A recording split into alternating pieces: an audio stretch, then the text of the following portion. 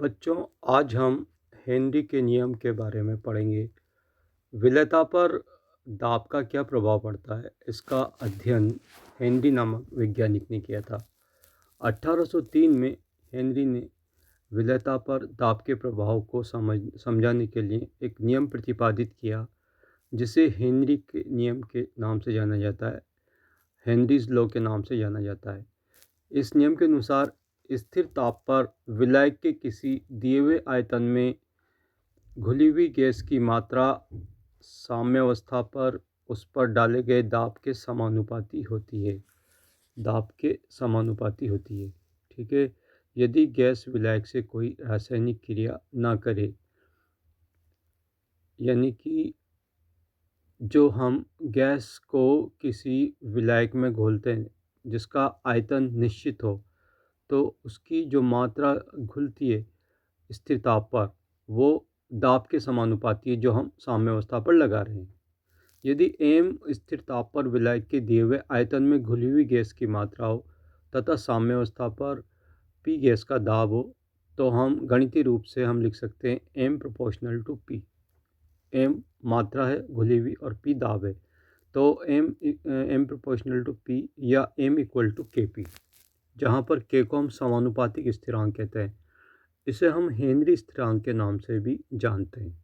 ठीक है, Henry constant के नाम से भी जानते हैं, जिसका परिमाण गैस की प्रकृति, विलायक की प्रकृति, ताप, दाब के मात्रक पर निर्भर करता है। जो हेनरी कांस्टेंट होता है वो किस किस पर निर्भर करता है? एक तो गैस की प्रकृति पर, एक विलायक की प्रकृति पर, ताप पर और दाब पर, ठीक है ना, निर्भर करता है। ठीक है, ताप दाब के मात्रक पर निर्भर करता है। ठीक है, तो घुली हुई गैस की जो मात्रा होती है विलयन में गैस की सांद्रता के अनुरूप ली जा सकती है। मात्रा को हम सांद्रता के अनुरूप ले सकते हैं और सांद्रता को हम मोल भिन्न के समानुपाती हम मान सकते हैं। तो हेनरी के नियम को कुछ इस प्रकार से व्यक्त किया जा सकता है कि x प्रोपोर्शनल टू p, जहाँ पर x को हम मोल भिन्न कह रहे हैं गैस की, ठीक है ना, x प्रोपोर्शनल टू p और x इक्वल टू के डैश पी एक यहाँ नया असमानुपातिक स्थिरांक है। ठीक है, के डैश क्या है? एक नया असमानुपातिक स्थिरांक है, जो कि हेनरी स्थिरांक के से निम्न प्रकार संबंधित होता है। यदि हेनरी स्थिरांक के हो और के डैश नया समानुपातिक स्थिरांक हो, तो के बराबर होता है 1 के डैश। ठीक है, तो हम समीकरण जो x इक्वल टू के डैश पी से हम लिख सकते हैं p बराबर x अपॉन के डैश। ठीक है, और या हम लिख सकते हैं p इक्वल टू के एक्स। ठीक है, तो यहाँ पर जो 1 के डैश बराबर के पुट कर दिया हमने, है ना, तो यहाँ p इक्वल टू के एस जो लिख सकते हैं। ठीक है, अच्छा, तो हम जो है समीकरण जो है 15 के स्थान पर हम समीकरण 17 से भी जो है हेनरी के नियम को हम व्यक्त कर सकते हैं बच्चों। ठीक है, तो अब समीकरण 15 की हम प्रकृति देखें। समीकरण 15 की जो प्रकृति होती है वो m equal to K P या m प्रोपोर्शनल टू p के रूप में होती है ना। तो ये एक सीधी रेखा की समीकरण है। y equal to M X के फॉर्म में अगर हम देखें गणितीय रूप में, तो ये y equal to M X यानी कि एक सीधी रेखा की इस समीकरण है बच्चों। ठीक है ना, तो अगर हम यहाँ इस समीकरण से जो है एक ग्राफ खींचना चाहें बेटा, किसमें? प्रेशर में और विलेयता में, दाब में और विलेयता में हम जो है ग्राफ खींचना चाहें, तो इस समीकरण के अनुसार जो है वो एक सीधी रेखा, ठीक है ना, एक सीधी रेखा प्राप्त होनी चाहिए जो कि मूल बिंदु से गुजरती है, तो हमने यहाँ पर एक ग्राफ खींचा, है ना। तो ये देखिएगा ग्राफ, इसी जो ग्राफ है वो मूल बिंदु से गुजर रहा है।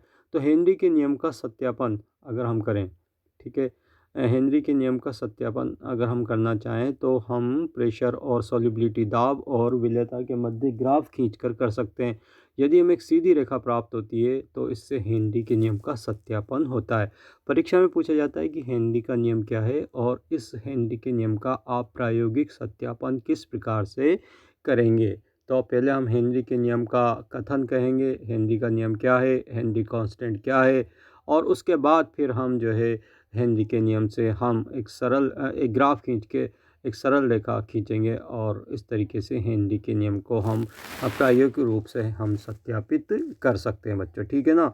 अब हम हेनरी के नियम का एक वैकल्पिक कथन की बात करते हैं कि हेनरी के नियम को हम दूसरे रूप में भी हम कैसे लिख सकते हैं, ठीक है। तो यहाँ पर हम हेनरी के नियम का वैकल्पिक कथन के बारे में हम देखेंगे, ये मानते हुए कि जो है टी अगर ताप पर एम अणुभार वाली गैस की एम मात्रा ठीक है घुली हुई जिसका आयतन वी है और दाब पी है, तो हम उसके लिए एक समीकरण लिख सकते हैं P V equal to N R T, P V equal to N R T या P V equal to M upon small M upon capital M R T, जहाँ पर स्मॉल एम क्या गैस की घुली हुई मात्रा है और एम उसका अणुभार है, पी उसका दाब है, वी उसका आयतन है, आर गैस कांस्टेंट है और टी है परमताप, ठीक है। देखिएगा पी यहाँ पर जो है टी परमताप है ना, तो यहाँ हम इसको इस समीकरण को अरेंज करके लिख सकते हैं v equal to M upon P into R T by M, ठीक है।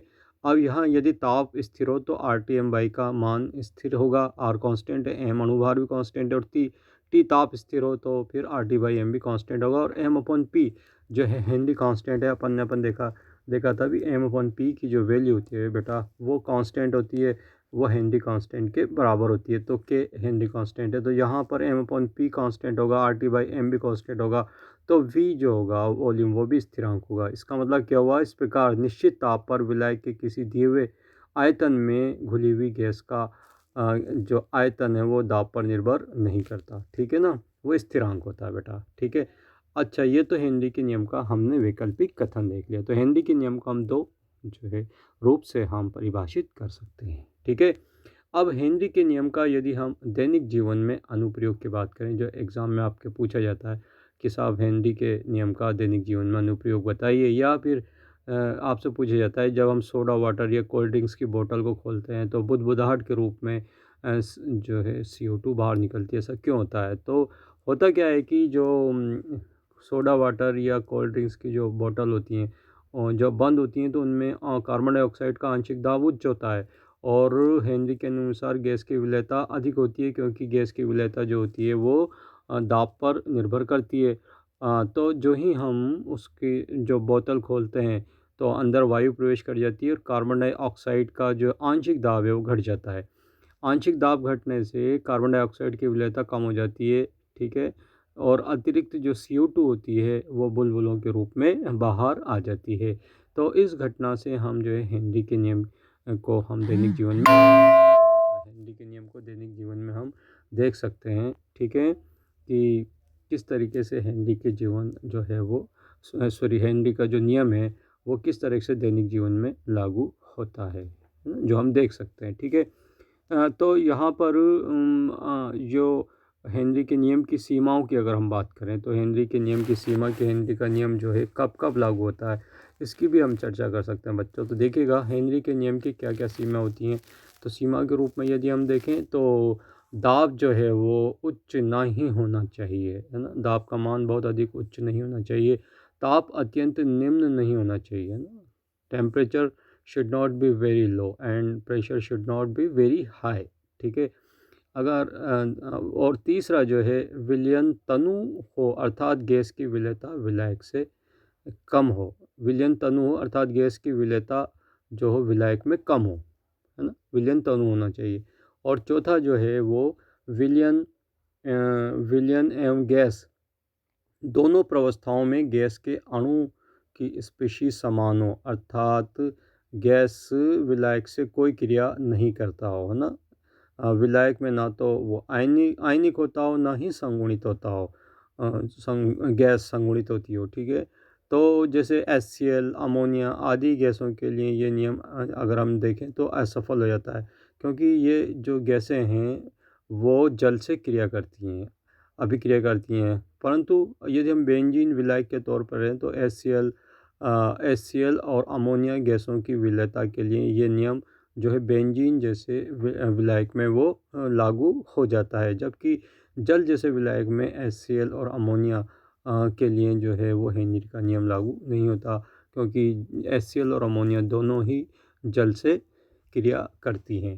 तो इस तरीके से अगर हम जो है हेनरी के नियम को देखें तो परीक्षा में हेनरी के नियम को अलग-अलग रूपों में आपसे पूछ सकते हैं कि हेनरी के नियम को परिभाषित कीजिए, या फिर हेनरी के नियम का प्रायोगिक सत्यापन किस तरीके से करते हैं, या फिर हेनरी के नियम का वैकल्पिक कथन लिखिएगा, या फिर हेनरी के नियम का अनुप्रयोग बताइएगा, या फिर हेनरी के नियम की सीमाएँ बताइएगा। तो इस तरीके से हम हेनरी के नियम पर बनने वाले विभिन्न प्रश्नों पर विचार कर सकते हैं बच्चों। ठीक है? आई होप आपके ये टॉपिक समझ में आया होगा। धन्यवाद।